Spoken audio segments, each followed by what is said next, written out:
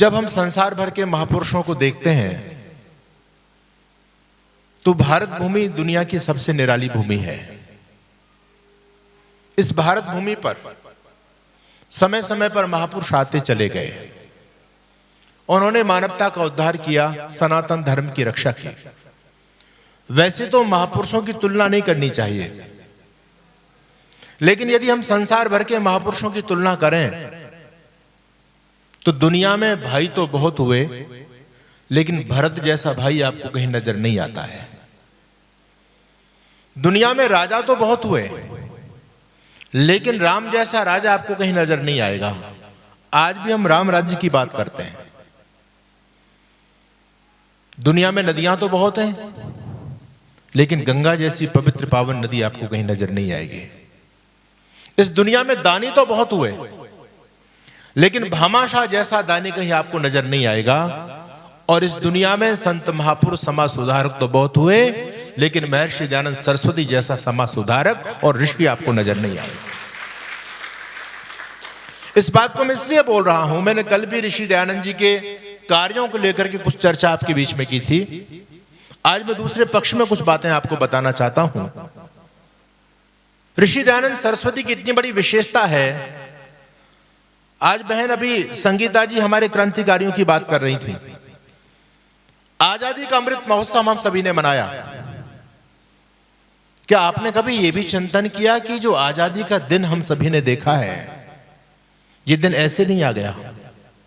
इस देश में आजादी चरखे चलाने से नहीं आई। इस देश को आजादी कोट पर गुलाब का फूल लगाने से नहीं आई। इस देश में आजादी आई तो नौजवानों के खून पर तैर करके आई। लगभग 7-7.5 लाख नौजवानों ने अपना बलिदान दिया, तब जाकर के जो है का आजादी देश को प्राप्त हुई। समझने वाली बात यह है बंधुओं, वंदनीय मातृशक्ति में निवेदन आपके बीच में यह कर रहा था कि इतना बड़ा बलिदान इस देश ने दिया, उस बलिदान के पीछे कौन था? कभी आपने चिंतन किया?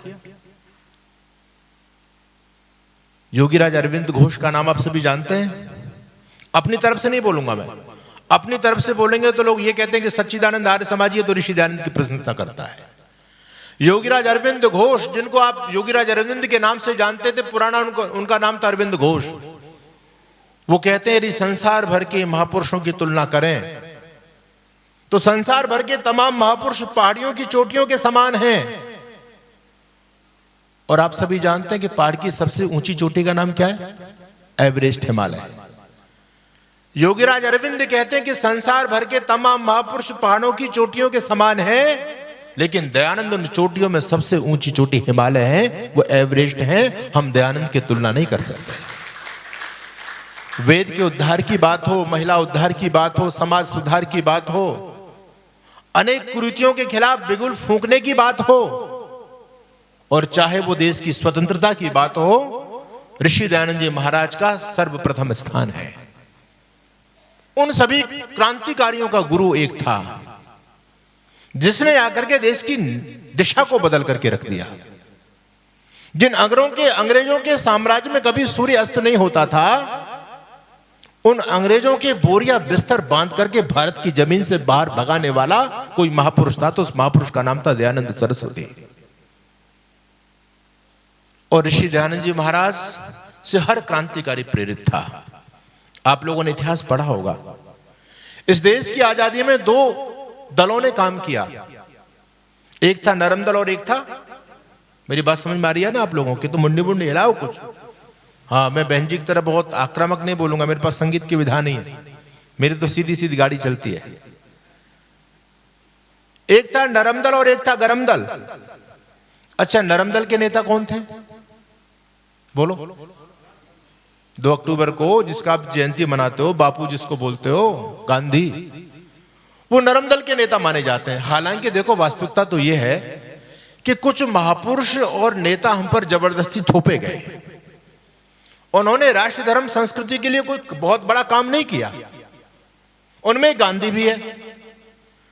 गांधी की देश की आजादी के लिए कोई भी योगदान नहीं है।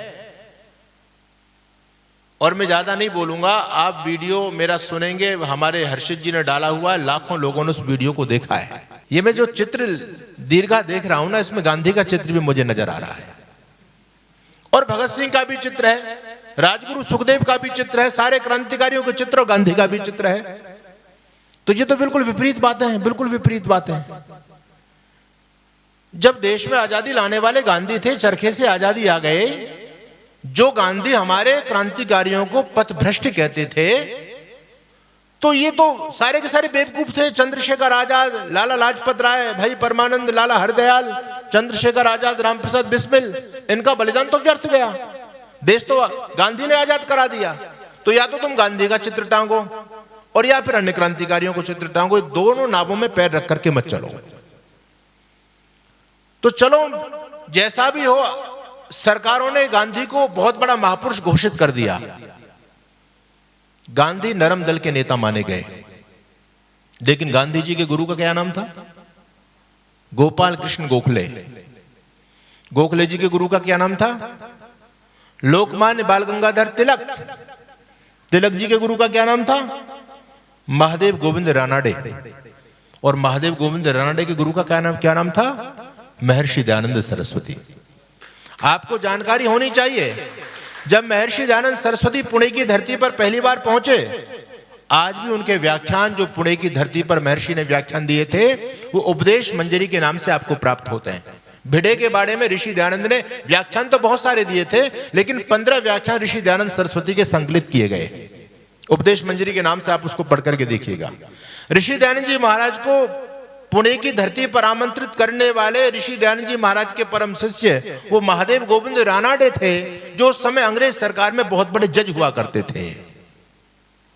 महादेव गोविंद रानाडे महर्षि दयानंद को अपना गुरु मानते थे, रानाडे को गुरु मानते थे तिलक जी, तिलक जी को गुरु मानते थे गोखले जी, और गोखले को गुरु मानते थे गांधी जी। ये जो नरमदल की परंपरा चली है, और इस नरमदल के मूल में भी आप जाओगे तो आपको महर्षि दयानंद सरस्वती वहां पर भी खड़े हुए मिलेंगे। कोई भी ऐसा क्रांतिकारी नहीं जो ऋषि दयानंद सरस्वती से अनुप्राणित ना हो। अभी वीरेंद्र सिंधु जी की जो बात कर रही थी बहन संगीता जी, आप पढ़िएगा उस पुस्तक को। उसमें वीरेंद्र सिंधु जो भगत सिंह जी की भतीजी हैं, उस बात को कहती है कि हमारे परिवार का एकदम कायाकल्प हो गया। काम सरदार, मांस खाने वाले, शराब पीने वाले लोग, लेकिन जब मेरे दादा सरदार अर्जुन सिंह ऋषि दयानंद से दीक्षा लेकर के आते हैं, प्रतिदिन यज्ञ करने का संकल्प लेकर के आते हैं, यज्ञोपवीत धारण करके आते हैं जब मेरे दादा, तो मेरे घर के अंदर जो शराब की बोतलें थी, मेरे दादा ने एक एक करके सारी बोतलों को तोड़ दिया, फेंक दिया। और हमारे घर में जो मांसाहार बनता था, क्योंकि हम सिख परिवार से थे, मांस खाते थे, आर्य समाज के घर में प्रवेश होने से हम उस पाप से बच गए, मांसाहार हमारा बंद हो गया, और क्रांति की चिंगारी, क्रांति का भाव हमारे परिवार में प्रस्फुटित होने लगा। मेरी जो 3-3 पीढ़ियों ने इस धर्म की, इस देश की जो सेवा की है, वीरेंद्र सिंधु कहती है मेरे जो पूर्वजों ने 3-3 पीढ़ियों ने जो इस राष्ट्र की सेवा की है, इसका श्रेय यदि किसी को दिया जाए तो वो श्रेय महर्षि दयानंद और आर्य समाज को दिया जाए। अगर ऋषि दयानंद और आर्य समाज ना होता तो ना सरदार अर्जुन सिंह होते, ना किशन सिंह होते, और ना सरदार भगत सिंह होते।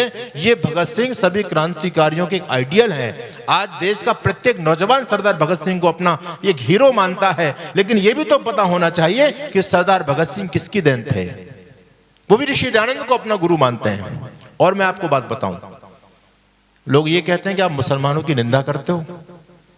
जो मुसलमान राष्ट्रभक्त थे, हम उनकी जो है प्रशंसा भी करते हैं।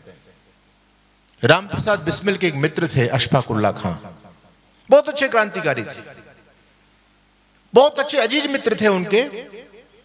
तो लोग कहते थे कि बिस्मिल जी आप इनको शुद्ध क्यों नहीं कर लेते, ये तो मुसलमान है और आप आर्य समाजी हैं। बड़ा उल्टा मामला है दोनों का। तो बिस्मिल जी कहते हैं अशुद्ध कहां है? जिस व्यक्ति के हृदय में देशभक्ति की चिंगारी जल रही हो, वह अशुद्धता रह कैसे सकती है? अरे ये तो आर्य है जो देश की आजादी का स्वप्न लेकर के चलता है। माताओं बहनों, रामप्रसाद बिस्मिल को फांसी हुई, अशफाक उल्लाह खां को फांसी हुई। रामप्रसाद बिस्मिल बहुत बड़े शायर थे, कविता किया करते थे, और उनकी एक बड़ी प्रसिद्ध कविता है, जगदीश भारत वर्ष में सतवार मेरा जन्म हो, कारण सदा ही देश मृत्यु का देशोपकारक कर्म हो। कि मैं बार बार जन्म लेकर के भारत भूमि पर आता रहूं, और बार बार जब तक मेरा देश आजाद ना हो जाए तब तक अंग्रेजों से जंग करता रहूं। ये रामप्रसाद बिस्मिल की इच्छा थी। उनके मित्र थे अशफाक उल्लाह खां। जब फांसी पर उनको ले जाया गया तो अशफाक उल्लाह खां से पूछा गया, अशफाक तुम्हारी कोई अंतिम इच्छा है? जब किसी को फांसी दी जाती है तो उसकी अंतिम इच्छा पूछी जाती है, किससे मिलना चाहते हो, क्या खाना पीना चाहते हो, किससे बात करना चाहते हो। उस व्यक्ति की जैसी इच्छा होती है उसके अनुसार सारी व्यवस्थाएं की जाती हैं। अशफाक उल्लाह खां से पूछा जेलर ने, अशफाक तुम्हारी कोई अंतिम इच्छा है? बोले है। बोले क्या अंतिम इच्छा है? तो सुनो उसका जवाब। ऋषि दयानंद सरस्वती का चिंतन अशफाक उल्लाह खां के सिर पर भी चढ़ करके बोल रहा था। अशफाक उल्लाह खां कहते हैं, जाऊंगा खाली हाथ मगर ये दर्द साथ ही जाएगा। जाऊंगा खाली हाथ मगर ये दर्द साथ ही जाएगा। जाने किस दिन हिंदुस्तान आजाद वतन कहलाएगा। बिस्मिल हिंदू हैं कहते हैं फिर आऊंगा फिर आऊंगा। रामप्रसाद बिस्मिल तो बार बार कहते थे मर करके फिर आऊंगा फिर आऊंगा। बिस्मिल हिंदू हैं कहते हैं फिर आऊंगा फिर आकर के भारत मां तुझको आजाद कराऊंगा। दिल कहता है मैं भी कह दूं पर मजहब से बंध जाता हूं। मैं मुसलमान हूं, पुनर्जन्म की बात नहीं कह पाता हूं, क्योंकि मुसलमान पुनर्जन्म को नहीं मानते। कैसे कह दे? लेकिन आगे बहुत गजब की बात कही, यदि खुदा कहीं मिल गया मुझे अपनी झोली फहरा दूंगा और जन्नत के बदले उससे पुनर्जन्म ही मांगूंगा। अशफाक उल्लाह खां कहते हैं मुझे जन्नत नहीं चाहिए, मैं तो दोबारा से इस भारत भूमि में जन्म लेना चाहता हूं और जब तक मेरी भारत भूमि आजाद ना हो जाए तब तक बार बार जन्म लेकर के मां भारती की सेवा करता रहूं। ये चिंतन था अशफाक उल्लाह खां का। और अशफाक उल्लाह खां को ये चिंतन देने वाले रामप्रसाद बिस्मिल, और वही रामप्रसाद बिस्मिल जो स्वामी सोमानंद जी महाराज के मार्गदर्शन में आर्यसमाज शाहजहांपुर के अंदर जिनका लालन पालन हुआ, वो रामप्रसाद बिस्मिल जो एक दिन में 60-60 सिगरेट पी करके अपनी जवानी को बर्बाद कर दिया रामप्रसाद बिस्मिल ने। लेकिन आर्य समाज का ऐसा रंग चढ़ा रामप्रसाद बिस्मिल पर कि जो रामप्रसाद बिस्मिल अपने जीवन से पथभ्रष्ट हो गया था, उस रामप्रसाद बिस्मिल को इतना बड़ा देश का हीरो बनाने वाला कोई संगठन था तो उस संगठन का नाम था आर्य समाज। अकेला रामप्रसाद बिस्मिल नहीं, मैंने नरम दल की बात आपके बीच में कही। नरम दल का गुरु कौन, नरम दल का नेता कौन था? बोलो, महात्मा गांधी। लेकिन मूल में गए तो वहां पर भी ऋषि दयानंद हमको नजर आते हैं। अब हम गरम दल की बात करते हैं। गरम दल में लगभग 7.5 लाख नौजवानों ने अपने बलिदान दिया, तब जाकर के देश आजाद हुआ। मैं आपसे पूछूं, ये इतने जितने क्रांतिकारी थे, इन सारे गरम दल के क्रांतिकारियों का गुरु कौन था? किसको अपना गुरु मानते थे सभी क्रांतिकारी? अरे बोलो, हैं? हाँ नहीं, ऋषि दयानंद तो मूल में चलेंगे तो ऋषि दयानंद ही नजर आएंगे आपको, लेकिन प्रत्यक्ष में सभी क्रांतिकारी जो अपना हीरो गुरु मानते थे वो एक महापुरुष था। ध्यान से बात को सुनो, इतिहास की बात मैं आज आपके बीच में बोल रहा हूं। उसका नाम शायद हमको याद नहीं है, चित्र तो उनको लगा हुआ है। नरेंद्र मोदी जब गुजरात के मुख्यमंत्री थे, याद कीजिएगा आप लोग। हाँ, धन्यवाद महेंद्र जी का, ताली बजाओ एक बार। नरेंद्र मोदी जब गुजरात के मुख्यमंत्री थे तो उस महान देश के महान सपूत श्यामजी कृष्ण वर्मा का अस्थि कलश लेकर के आए थे जिनेवा के अंदर से। वो एक ऐसा महान क्रांतिकारी था जो देश को छोड़ करके चला गया और उस व्यक्ति ने जाकर के इंग्लैंड में इंडिया हाउस की स्थापना की। उस इंडिया हाउस के अंदर तमाम बड़े बड़े क्रांतिकारी उन्होंने पैदा किए, लेकिन उनको लगा कि मेरी मृत्यु तो अभी हो जाएगी, देश आजाद नहीं हो पाएगा। तो श्यामजी कृष्ण वर्मा ने वहां की सरकार के साथ में संबंध एक जो है ना एक संकल्प लिया, एक बॉन्ड भरा कि मेरी अस्थियां मेरे देश में तभी पहुंचाई जाएं जब मेरा देश आजाद हो जाए। गुलाम भारत में मेरी अस्थियां नहीं जाएं। अब क्या करें?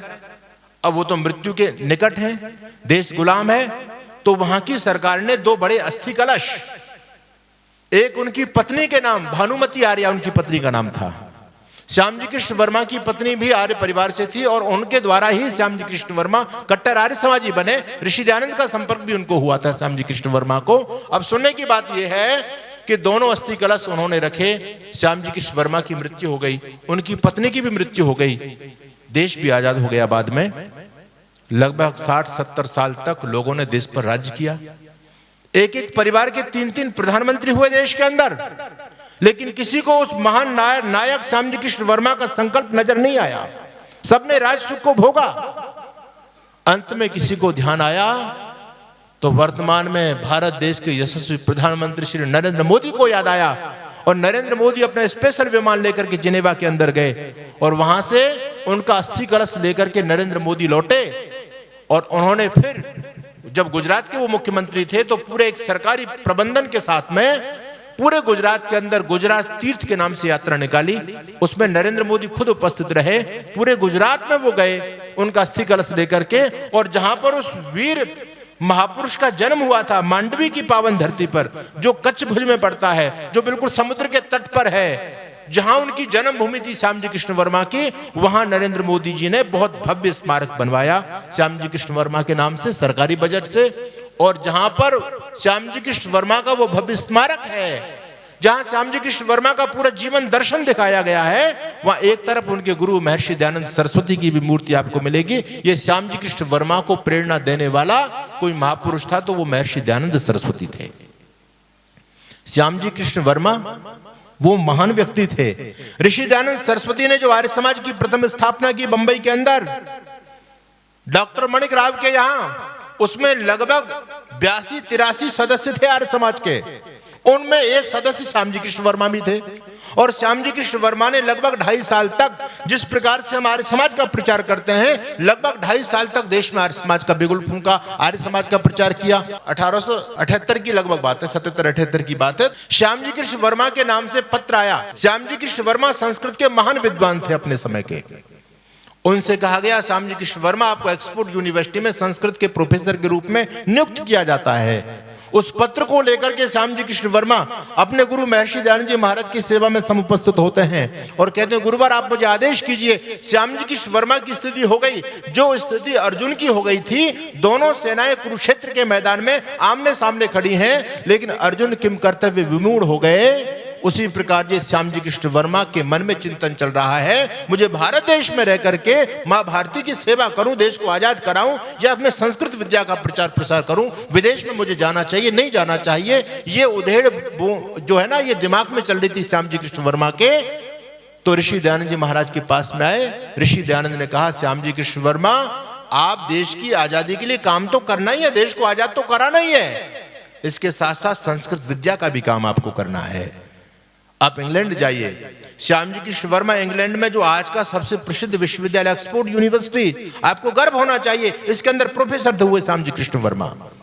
श्यामजी कृष्ण वर्मा गए इंग्लैंड में जाकर के उन्होंने इंडिया हाउस की स्थापना की। उस इंडिया हाउस के अंदर ऋषि दयानंद जी महाराज का मंतव्य था, और मैं आपको भी विशेष बात बताना चाहता हूं, अगर आप समाज में परिवर्तन करना चाहते हैं तो पहले ऊंचे लोगों में परिवर्तन करना प्रारंभ करो, नीचे परिवर्तन अपने आप आता चला जाएगा। आप अपने घर में झाड़ू लगाते हो तो नीचे वाली सीढ़ी से शुरू करते हो, ऊपर वाली सीढ़ी से शुरू करते हो? सफाई तो ऊपर से ही होगी ना, गंदगी तो ऊपर से नीचे तक आती चली जाएगी। ये चिंतन ऋषि दयानंद सरस्वती का था। इसलिए महर्षि दयानंद सरस्वती ने बड़े देश के राजे महाराजाओं को अपना शिष्य बनाया। वो सामान्य लोगों के बीच में भी गए, लेकिन प्राथमिकता ऋषि दयानंद सरस्वती ने बड़े बड़े लोगों को दी, क्योंकि परिवर्तन हमेशा बड़े लोगों से शुरुआत की जाती है, तभी वो परिवर्तन कारगर और सफल होता है। यही काम को उनके शिष्य श्यामजी कृष्ण वर्मा ने इंग्लैंड में जाकर के किया। हमारे भारत देश के जो अच्छे परिवारों के जो बच्चे थे, वो जो विदेश में पढ़ने के लिए जाते थे, तो सारी व्यवस्था श्यामजी कृष्ण वर्मा ने इंडिया हाउस के अंदर की। आप गूगल पर सर्च कीजिएगा सारी बातों को। इंडिया हाउस के अंदर मैं आपको बता रहा हूं, वो महान क्रांतिकारी जिसका नाम सुनते ही अंग्रेजों की पेंट गीली हो जाया करती थी, जिसको एक बार नहीं 2 बार आजीवन कारावास की सजा सुनाई गई, वो महान क्रांतिकारी जिसने सागर पार किया था, वो महान क्रांतिकारी जिसके नाम से देश में सरकारें बनती हैं, वो महान क्रांतिकारी जिसको राहुल गांधी और अरविंद केजरीवाल जैसे महामूर्ख गालियां देते हैं। क्या नाम है उस महान क्रांतिकारी का? वीर सावरकर। वीर सावरकर कोई सामान्य व्यक्ति नहीं था। वीर सावरकर वो महान क्रांतिकारी था, देश का वो पहला क्रांतिकारी था जिसकी पुस्तक लिखने से पहले ही अंग्रेज सरकारों ने पूरा फरमान जारी कर दिया, अगर ये पुस्तक छप गई तो भारत से हमारी जड़ें हिल जाएंगी, किसी भी कीमत पर ये पुस्तक छपनी नहीं चाहिए। आश्चर्य की बात तो ये थी कि अंग्रेजों को उस पुस्तक का नाम भी नहीं पता था। इंग्लैंड से लेकर के भारत तक जितने भी छापे खाने थे उस जमाने में, सारे छापे खानों में अंग्रेजों ने पूरी अपनी जो है ना पुलिस के द्वारा गश्त डलवाई कि पुस्तक नहीं मिल जाए, लेकिन वो भी क्रांतिकारी गजब के थे और हमारी क्रांतिकारियों का यूनियन बहुत गजब का था। कोई फूट नहीं थी उस समय, कोई जयचंद नहीं था उनके बीच में। उन्होंने सरदार भगत सिंह ने खुद रातों रात जाग करके पूरी पुस्तक को नहीं 2-2 पेज देकर के आते थे प्रेस के अंदर कि अगर पुस्तक भी चलेगी तो पूरी पुस्तक नहीं जाएगी। अंग्रेजों ने छपा भी डाल दिया, तब जाकर के रातों रात हमारे क्रांतिकारियों ने वो पुस्तक छपवाई, जो पुस्तक छपने से पहले बैन हो गई थी। पता है क्या उस पुस्तक का नाम क्या था? 1857 का स्वातंत्र समर। आप पढ़िएगा वीर सावरकर का, बहुत ही प्रसिद्ध ग्रंथ है 1857 का स्वातंत्र समर। वो वीर सावरकर कोई सामान्य व्यक्ति नहीं है। वीर सावरकर इतने बड़े हिंदूवादी नेता थे, वीर सावरकर बहुत बड़े साहित्यकार थे, बहुत बड़े देशभक्त थे, बहुत बड़े क्रांतिकारी थे। ये वीर सावरकर जिनको तमाम क्रांतिकारी अपना गुरु मानते हैं। आपको बता दूं, आजाद हिंद सेना की स्थापना किसने की? नहीं, रासबिहारी बोस जी ने की थी। रासबिहारी बोस जी ने जापान के अंदर नेताजी को दोबारा से उनका प्रतिनिधित्व सौंप दिया था। रासबिहारी बोस जो आजाद हिंद सेना के संस्थापक थे, वो अपना गुरु मानते थे, अपना आदर्श मानते थे वीर सावरकर को। और अकेले केवल रासबिहारी बोस नहीं है, नेताजी बहुत सम्मान करते थे उनका। वीर सावरकर, तमाम क्रांतिकारी, और आज भी आप देखते हैं वीर सावरकर के नाम से कितना देश में बवाल होता है। मैं निवेदन आपके बीच में कर रहा हूं, यही वीर सावरकर इंडिया हाउस की देन थे। भाई परमानंद, लाला हरदयाल, पंजाब केसरी लाला लाजपत राय, वीर सावरकर, मदन लाल ढींगड़ा, ये बड़े बड़े जो क्रांतिकारियों के हीरो थे। अब जो सरदार अपना जो पंजाब केसरी लाला लाजपत राय कोई सामान्य क्रांतिकारी थे क्या? पंजाब, ये आज का पंजाब नहीं, उस जमाने का पंजाब, जो आपका हरियाणा भी पंजाब में था, हिमाचल भी पंजाब में था, पाकिस्तान तक पंजाब लगा हुआ था। उस पंजाब में कोई पंजाब के क्रांतिकारियों का कोई बब्बर शेर कहा जाता था तो कौन? पंजाब केसरी लाला लाजपत राय। और लाला लाजपत राय क्या कहते थे? जो पूरे पंजाब और जितने बड़ा योगदान देश की आजादी में पंजाब ने दिया है, उतना किसी प्रांत ने नहीं दिया। ध्यान रखना इस बात को। सर्वाधिक क्रांतिकारी केवल देश को आजाद कराने के लिए ही नहीं, आर्य समाज के सर्वाधिक प्रचारक यदि किसी धरती ने दिए तो पंजाब की धरती ने दिए। वो महान क्रांतिकारी लाला लाजपत राय, जिसको भगत सिंह अपना गुरु मानता, अपना आदर्श मानता है, जिनके बदला भगत सिंह, सरदार भगत सिंह लेते हैं अंग्रेज सरकार के साथ में, वो पंजाब केसरी लाला लाजपत राय कहते हैं आर्य समाज मेरी मां है और दयानंद मेरे पिता है। वो लाला लाजपत राय जो पंजाब नेशनल बैंक के संस्थापक थे, वो लाला लाजपत राय जिन्होंने अपने जीवन में कई आर्य समाजों की स्थापना की, लाला लाजपत राय ने स्वयं। आप जाइएगा हिसार के अंदर आर्य समाज नागौरी गेट, बहुत भव्य आज भी भवन बना खड़ा हुआ है, वो स्वयं लाला लाजपत राय जी के द्वारा स्थापित आर्य समाज है। ऐसी तमाम आर्य समाजों की स्थापना लाला लाजपत राय ने की, देश को बहुत बड़ा नेतृत्व दिया, तमाम लाखों क्रांतिकारियों को मार्गदर्शन दिया लाला लाजपत राय ने। वो लाला लाजपत राय, भाई परमानंद, लाला हरदयाल, मदन लाल ढींगड़ा, सरदार भगत सिंह, चंद्रशेखर आजाद, राम प्रसाद बिस्मिल, कितने क्रांतिकारियों के मैं आपको नाम गिनाऊं। ये सारे क्रांतिकारी अनुप्राणित थे, अपना गुरु मानते थे। जो क्रांतिकारियों के हीरो थे वो थे श्यामजी कृष्ण वर्मा, और श्यामजी कृष्ण वर्मा के गुरु थे महर्षि दयानंद सरस्वती। ये दोनों जो विचारधारा चली देश को आजाद कराने के लिए, चाहे वो नरम दल हो चाहे वो गरम दल हो, दोनों दलों ने प्रेरणा यदि कहीं से प्राप्त की थी तो वो ज्योति पुंज थे। अरे ज्योति जलती है ना, तो एक ज्योति जली हुई तो चाहिए, जली हुई ज्योति तो दूसरी ज्योति को जला सकती है। इतने सारे क्रांतिकारियों को प्रेरणा देने वाले, इनके अंदर वो प्राणों का संचार करने वाले, वो ज्योति जो इन दीपकों ने पाई थी, वो ज्योति परम ज्योति महर्षि दयानंद सरस्वती थे। उन्होंने लाखों दीपकों को, लाखों चिरागों को जला दिया महर्षि दयानंद सरस्वती ने।